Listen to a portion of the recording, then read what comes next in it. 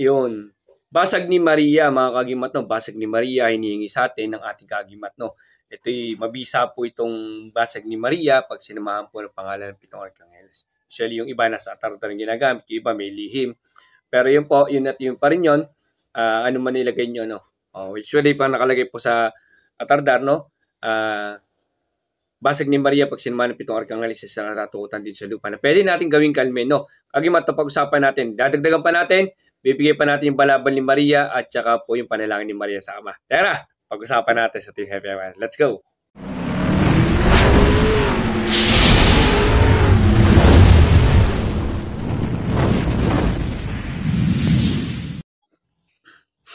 Yan mapagpalang araw mga kagimat, no? Ito na naman yung kagimat si Happy Agimat na may sa agimat pero wala namang agimat. Nasa puso ang tunay na agimat. Yung mga agimat, no? Bigyan natin ng pansin tong isang kaibigan natin, mga kagimat natin, followers natin, subscriber natin, si Kuya. Ang katanungan niya kasi ay ba pwede makahingi ng basag ni Maria, no? Ito ang kanyang katanungan. Ayan, Kuya. Ayan ang katanungan ni Kuya, no? Dahil sa kagustuhan niya malaman yung basag ni Maria, no? Yung manipikat, no? Okay. Ibibigay natin first screenshot na lang po dahil sa Maria tayo, dadagdagan pa natin na ibibigay. No? Magbibigay pa tayo ng balabal ni Maria. Balabal ni Maria, isa sa maganda pong gamitin din. No? Iba kasi klase ng balabal. Yung siya, pag tinatutunan, sa may ganito yan, pagka sa mga damit, t-shirt, doon sa likodan din. No? Tapos sa iba kasi, pagka po nag-course yung kanya-kanya pong discard yan, tsaka mga pamaran. Yung iba kasi pagka inusan na ganan, inahaplos pa ganun. No.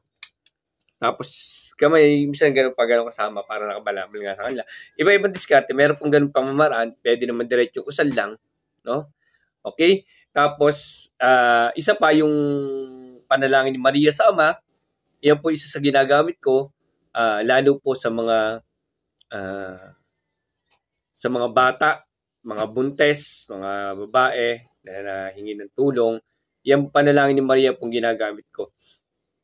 Dinadasal ko po yan. Humiling muna, tinatawagan muna natin lagi at 3 persona. Lagi po 3 persona ang ating tinatawag. Paalala ko lang po sa mga against po sa aral ng Team Happy Agimat, skip nyo lang po ito. Ito po ay para po sa may naniniwala sa Team Happy Agimat. Wala po tayong gusto sa patikusin or kalabanin or makipagtalo. Ito lang po ay para sa aral po ng Team Happy. Kung kayo po ay against sa aral ng Team Happy Agimat, skip lang po kayo. Kaya po namin napakipagtalo na. Okay? Kanya-kanya po tayo ng aral po na natutunan at pare-pares man tayo nakatutulong. Pero hanggat tayo tumatawag sa 3 persona, tayo po magkakakampi. Ayun. Doon sa panalangin ni Maria, kumukuha po ako ng puting kandila, tumatawag muna ako sa 3 persona. Ang Diyos Ama, nabigawan nila ang 3 pa, Diyos na lang si Kristo, Diyos Espiritu Santo. Tapos hihipang ko ng 3 pakurus yung kandila. Tapos dinadasal ko po doon yung panalangin ni Maria sa Ama. Dasal ko doon, humihiling na ako doon, tapos sisindihan ko po siya. Pag sindi ko po siya, magdadasal ang Ama namin, sumasampalataya, bagay ng Maria, luwalhati. Pagkadasal ko po niya, dadasalin ko po yung panalangin ni Maria sa Ama. 3 times po yun. Pag dinasal ko po yan, bukang bibig po, hindi po siya usal. Pagkatapos po niyan, pagkatapos kong pong dasalin na yan, ang gagawin naman natin dyan, hihiling na po tayo sa Ama, Diyos Ama. Nakalugdan tayo na si ganito ay mabibigyan nyo po ng kagalingan o si ganito. Marami na po niya, meron po dyan mga bata na nasa ICU, matagal na. Pagkapanganak, nasa ICU na, almost 27 days na siya doon, humingi na tulong sa atin. Within 2 minutes, kinalugdan po. Tanggal ang aparato, naka-aparato po yun. Meron dyan, buntes, nahingi na tulong sa atin, walang-wala po. Cesarean declare ng doktor. Hiniling po natin dyan sa panalangin ni Maria. Kinalugdan po, nanganak po mismo sa bahay. Meron pa tayong mga dyan, yung nakapost ko nakaraan, nasa ICU, no? Pastor Peter na ako bago na pagbigyan. Pero at least binibigyan tayo. Binigyan ng taning 24 hours, 9 ng gabi, tapos nagdasal ako ng gabi, nag-start ako 6, ang inabot ako.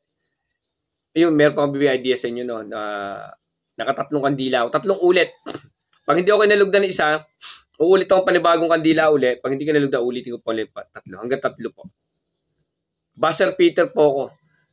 After ng 8:30 ng gabi, Nirevive na siya, pinapump na siya, nakailang pump na sa kanya, naka 8 to 9 pump na yata.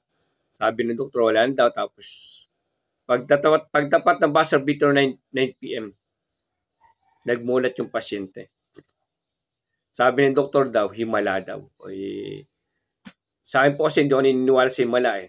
Ang akin po kasi, pagka ganyan pong kinalugdan, nagpapatunay na buhay ang Panginoon. Hindi po yung himala. Katotohanan na may nakikinig sa atin na Panginoon at kinalulugdan tayo basta malinis ang puso natin pagka nanalangin tayo. No? Ganun po, bigyan ko idea. Tatlong beses ako doon. Nagluha, maganda po dyan kasi kung wala talaga si luha hanggang matapos yung media. Pag lumuha po, ulitin nyo. Okay? Pero kailangan po mag-cleansing muna kayo bago kayo gumanap, no? Okay? Bibigay po yan dito, screenshot nyo na lang po, no? Screenshot lang po yung natin dito at hindi po tayo mapag-edit at hindi naman tayo marunong mag-edit ng ganyan. Pero at least alam ko naman na makakatulong sa inyo to. Screenshot nyo na, tapos zoom nyo lang ulit, makikita nyo naman. Pag zoom nyo naman, lista nyo na lang po. No? Ito po, ibibigay ko yung panalangin ni Maria sa Ama, tapos yung balabal, tapos yung basig ni Maria. Usually, ano to ay yung may picture na niya itong papasa ko, no? May picture na ni Maria. No? Nandun yung nasa gitna po yung basag ni Maria sa gitna. Tapos ito po yung pangalan Pitorka ngayon sa nasa tartar. Yung pangalan na tartar, nandito po sa taas. Pwede nyo po siya pagsamahin. Pero pwede nyo rin po, yung mismo yung screenshot nyo, pwede po i-print nyo. Pag pinirint nyo po nyo, pwede nyo gawin siyang kalmen. Pwede siyang kalmen, lagyan nyo ng konting sangkap, i-fold nyo, i-tape nyo, lagyan yung plastic para hindi mabasa, kahit mabasa, okay lang. Tapos dadasalin nyo po siya. Kung ano po yung nakasulat doon, yun po dadasalin nyo sa kanya para mabuhay po. Hiling muna tayo sa tatlong persona. Diyos Ama, Diyos Anak, Espiritu Santo, na itong kalmi na to ay mabuhay, makatulong sa babahagian ko na layuan na lahat ng masasama at maging kaligtasan. Ipan nyo ng pakurus po siya. Tapos kung gumagamit kayo ng kuram ang gamitin nyo, dagdag nyo sa uli ng dasal. Tapos kung haikdona, pwede haikdona. Pwede gamitin kalmin po yan. Opo. At marami na po ang binahagi niyan na epektibo po talaga. No? Ito na po yung ating mga ibabahagi. Ito na po mga kagimat.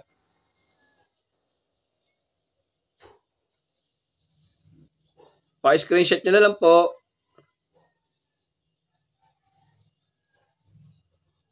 Screenshot nyo na lang po para ano.